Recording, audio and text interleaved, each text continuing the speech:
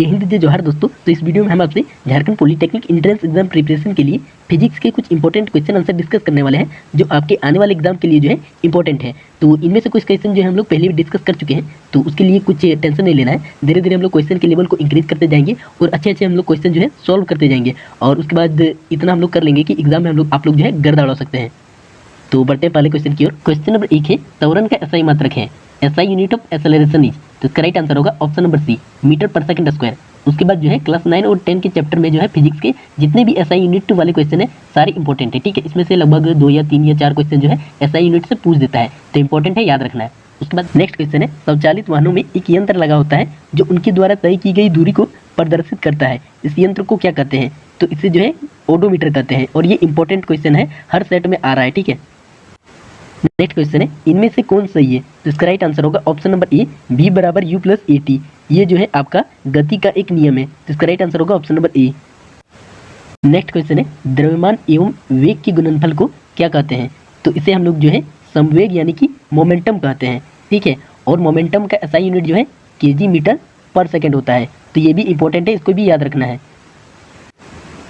उसके बाद यहाँ पर ऑप्शन में जितने टर्म आ रहे हैं सभी के बारे में जो है थोड़ा बहुत पढ़ लेना है, एसआई यूनिट और इसका जो है बेसिक फार्मूला। नेक्स्ट क्वेश्चन है, निम्न में से किसका जड़त्व अधिक है? तो किसी वस्तु का द्रव्यमान जो है उसके जड़त्व की माप होती है। तो रेलगाड़ी का द्रव्यमान ज़्यादा है, ठीक है। ट्रेन का द्रव्यमान कितना होता है? ज़्यादा होता है बस, कार और बाईसाइकिल की तुलना में, इसलिए जो है रेलगाड़ी का जड़त्व क्या होगा? ज़्यादा होगा। नेक्स्ट क्वेश्चन है, प्रत्येक क्रिया के समान एवं विपरीत प्रतिक्रिया होती है, यह गति का कौन सा नियम है? तो इसे जो है गति का तृतीय नियम कहा जाता है, ठीक है। To every action there is an equal and opposite reaction, तो ये जो है गति का थर्ड लॉ है, तो इसका राइट आंसर होगा option number C. Next question है, पृथ्वी की गुरुत्व त्वरण का मान है, the value of acceleration due to gravity of the earth is, तो इसका राइट आंसर होगा option number B, 9.8 metre per second square. Next question है, चंद्रमा की सतह पर किसी वस्तु का भार पृथ्वी की सतह पर उसके भार का कितना गुना होता है? तो इसका राइट आंसर होगा ऑप्शन नंबर डी, 1/6 गुना, क्योंकि चंद्रमा की सतह पर जो ग्रेविटी होती है वो पृथ्वी की तुलना में 1/6 गुना होती है, इसलिए चंद्रमा की सतह पर वस्तु का भार जो है 1/6 गुना होता है पृथ्वी की सतह की तुलना में। नेक्स्ट क्वेश्चन है, धनुष की टानी डोरी में कौन सी ऊर्जा संचित होती है? तो इसका सही उत्तर होगा ऑप्शन नंबर ए, स्थितिज ऊर्जा या फिर पोटेंशियल एनर्जी, ठीक है। अब इसमें स्थितिज ऊर्जा क्या होता है? तो किसी वस्तु को उसकी अवस्था और स्थिति के कारण कार्य करने की क्षमता होती है, उसे स्थितिज ऊर्जा करते हैं, ठीक है। अब जब हम लोग जो है धनुष की डोरी को खींच के रखते हैं, ठीक है, ये तीर है। अब धनुष की डोरी को हम लोग जब खींच के रखते हैं तो एक स्थिति और अवस्था बनती है, जिसके कारण इसमें कार्य करने की कुछ क्षमता आ जाती है। क्षमता क्या है कार्य करने की? तो वो है कि जब हम लोग इसको खींच के रखते हैं उसके बाद जब छोड़ देते हैं तो तीर बाहर निकल जाता है, तो इसमें कार्य करने की क्षमता है, तो ये एक प्रकार का स्थितिज ऊर्जा है। लेकिन जब हम लोग जो है इस डोरी को खींचने के बाद छोड़ देते हैं तो तीर बाहर निकल जाती है, तो ये एक प्रकार की गतिज ऊर्जा में आ जाती है। तो बाद में होता है, लेकिन पहले जब खींचने के टाइम क्या होता है, ये स्थितिज ऊर्जा संचित करके रखती है, तो राइट आंसर होगा option number A. Next question है, कार्य करने की दर को क्या कहते हैं? तो कार्य करने की दर को शक्ति कहते हैं, पावर, ठीक है। The rate of doing work is called power, और शक्ति का एसआई मात्रक जो है वाट होता है।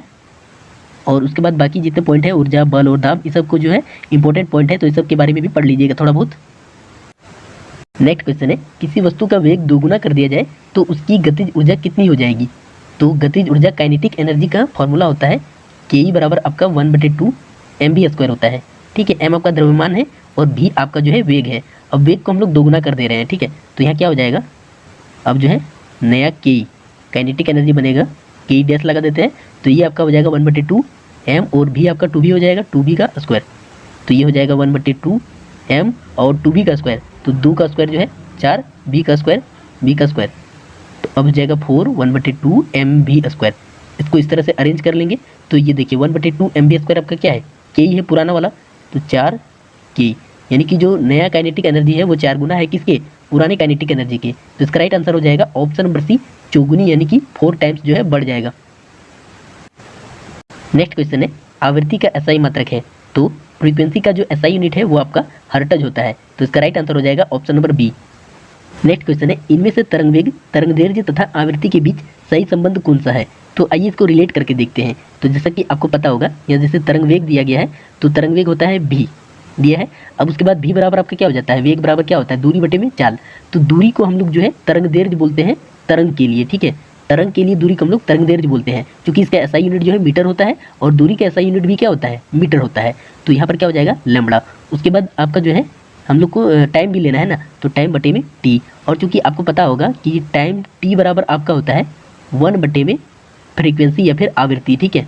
तो यहाँ पर हम लोग टी की जगह क्या लिख सकते हैं, 1 बटे एन।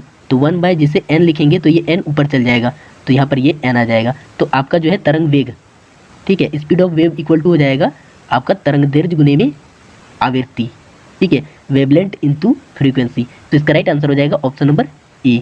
और जो एसआई यूनिट है आप लोग को पता होगा, तरंग दैर्ध्य का मीटर हो गया, उसके बाद आवृत्ति का जो एसआई यूनिट है वो आपका हर्ट्ज होता है, और तरंग वेग का जो है आपका मीटर पर सेकेंड होता है। तो सारे पॉइंट इंपॉर्टेंट है, तो पढ़ाई करते रहिए। तो मिलते हैं नेक्स्ट वीडियो में, तब तक के लिए जय हिंद।